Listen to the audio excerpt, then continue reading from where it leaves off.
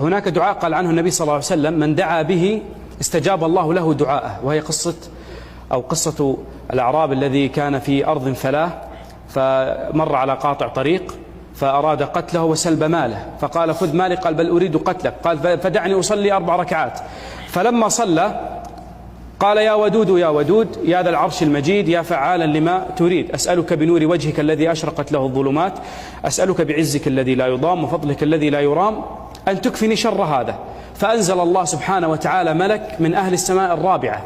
يقول الرجل: فرأيت جواد يعني حصان وعليه رجل ومعه سهم مقبل علي وقتل هذا اللص، فقلت: بأبي أنت وأمي فقد نجاني الله بك. فقال: أنا ملك من أهل السماء الرابعة، سمعت بدعائك الأول فسمع لأهل السماء ضجة، ثم سمعت بدعائك الثاني فسمع لأهل السماء قعقعة، ثم دعوت بدعائك الثالث فسألت الله سبحانه وتعالى أن يولني قتل هذا اللص، فولاني الله سبحانه وتعالى قتل هذا اللص.